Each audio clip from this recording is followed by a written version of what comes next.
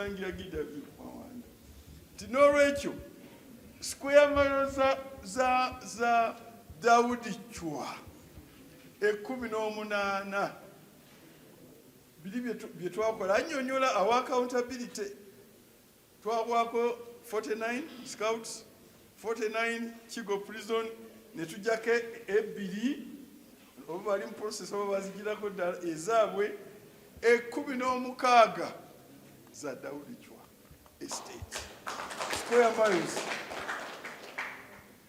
So from this care that Kaziland and the land currently leads to Kigo prison, we are part of Daudi Chwa II estate, which measured 10,305.81 acres.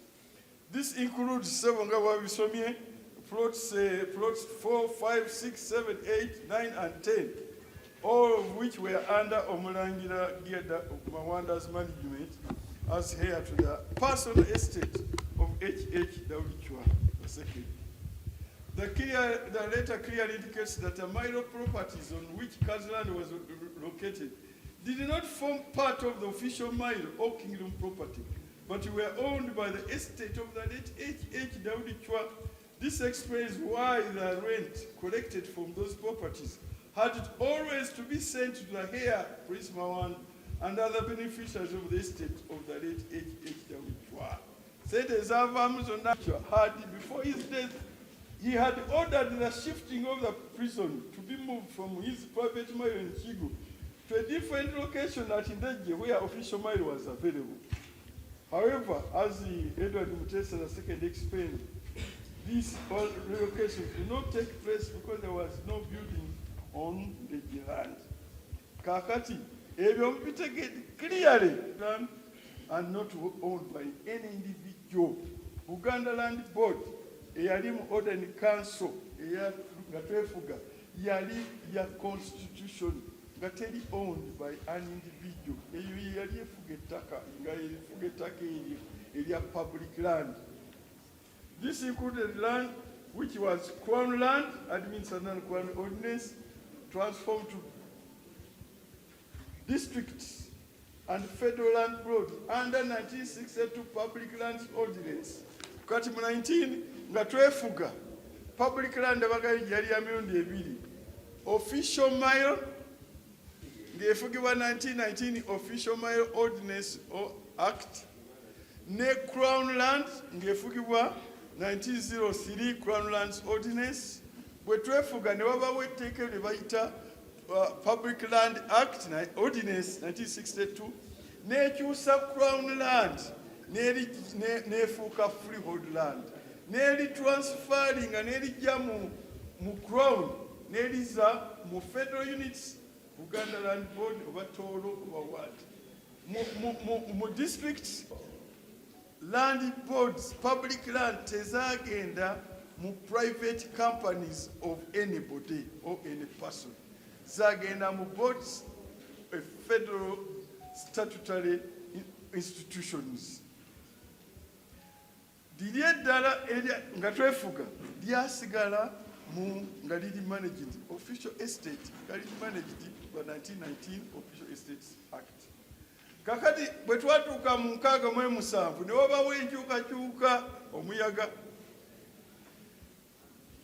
ogwo omwami gwe bayitanga expert Mr. Matomo yali pokino wa Buddu nga gavumenti ya Milton Obote yali kati mbuyinze mukutte n'agenda mu kooti n'agamba nti gavumenti erikeyo Obote teriyo mateeka kubanga mu constitution yaffe 62 twandibaddewo okulonda mu 67 bino Obote taliiko mu mateeka.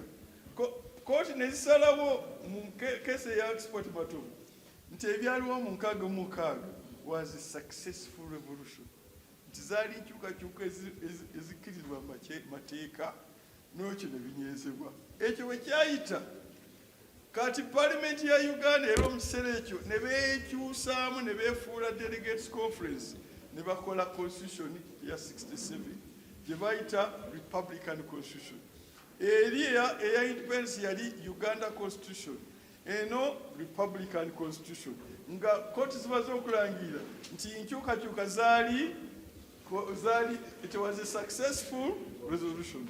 Kakati ku ttaka bigamba bitya managed by official SS ordinance nga litigated by official by corporation. So kitegeeza erinnya ne office erinnya gy'olimu office bw'oba Kabaka wa Buganda owandiika Daudi Chwa Kabaka wa Buganda, bw'oba nga liri mu ssaza owandiika Teyasikira mu gwenda ow'essaza ly'Essingo, bwe kityo bwe kyali.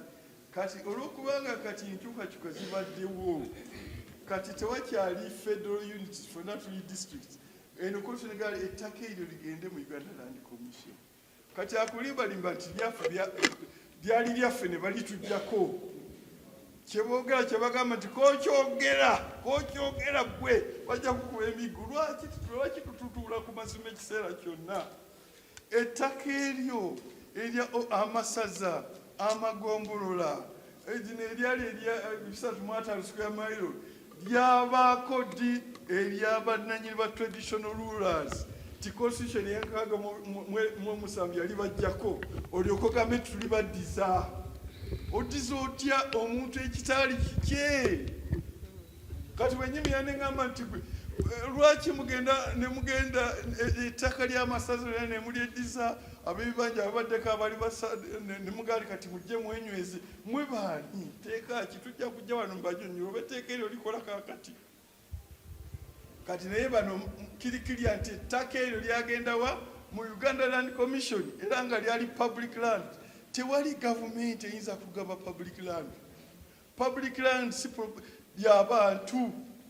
So toyinza gamba nti no waliwo memorandum mu kitwasa etuwa ebyaffe. No, teyinza kukola nga teri mu constitution.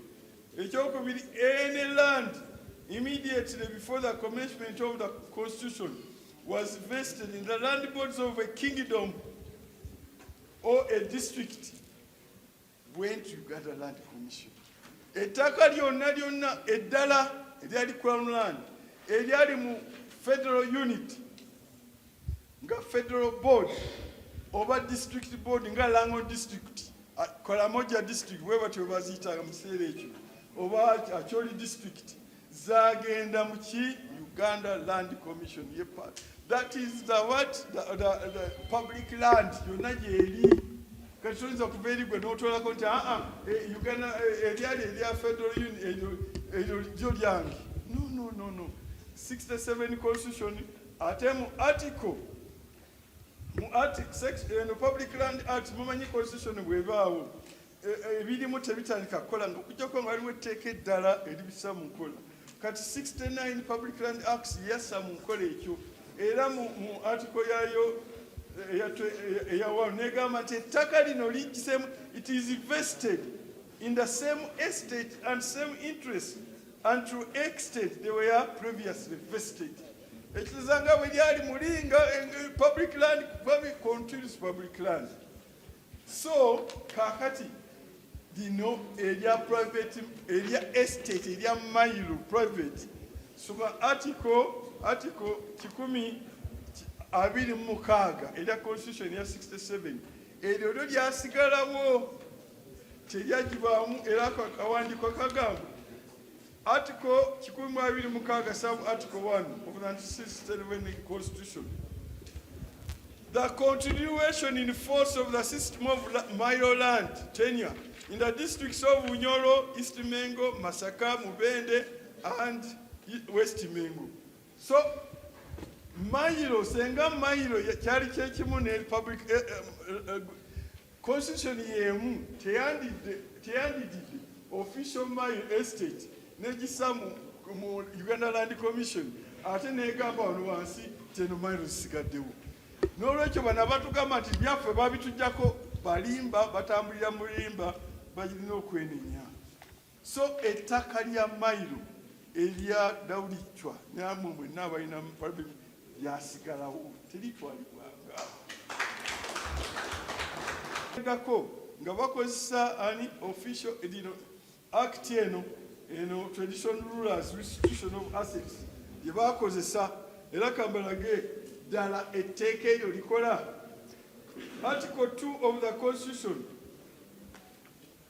ligamba nti etteeka eryo etteeka lya Constitution gye tulina lyetteeka erisinga amateeka gonna. Buli kintu kyonna ekikontana n'etteeka eryo kiba kifu. Era ekyo ne kooti zakisalawo dda ne bwe zitandi kisazeewo. Etteeka erisinga obukulu mu Constitution interpretation ligamba nti buli Constitution esomebwe nga bw'eri nga in its natural language. Era kooti zakinyweza wano mu keesi ya Uganda Land Authority versus Lumbi. Kakati article 26 ya Constitution egamba omuntu tagibwengako kikye kujjako ng'asasuddwa. Ettaka lya Daudi Chwa tebalina kulimujjako kujjako nga bamusasudde full, fair, adequate prior to taking it. Abo abaali bamujjako babasasula bamenya. Kakati njagala tuketi Omulangira Daudi Nalinya was land to individuals. Ettaka ly'abannaalinnya ate empulira waliwo abajja ne baŋŋamba nti Buganda Land Board yali bajjako ate nti yebagire. Ettaka ly'abannaalinnya ettaka ly'Omulangira Mawanda ettaka lyali private mine. N'olwekyo eryo teriri part of the Traditional Rulers Act. Kubanga Traditional Rulers Act ekwata ku ttaka lyokka eryali confiscated by the 1962 Constitution. Milo was not. N'olwekyo erya Daudi Chwa baleme dissa mu byaki restitution. Kakati waliwo ka article katuyita 274 kagamba kwekati aka Constitution kagamba nti etteeka lyonna eryali likola nga Constitution eno tennabaawo etteeka eryo okuddamu okukola liba lirina okukyusibwamu okukwatagana ne Constitution. Kati lino lya Restitution Act lyaliwo nga Constitution tennabaawo. Kakati lirina okukyusibwa lisobole okukwatagana ne Constitution lyoke litandika okukola. Era likyusibwa litya? Likyusibwa kooti.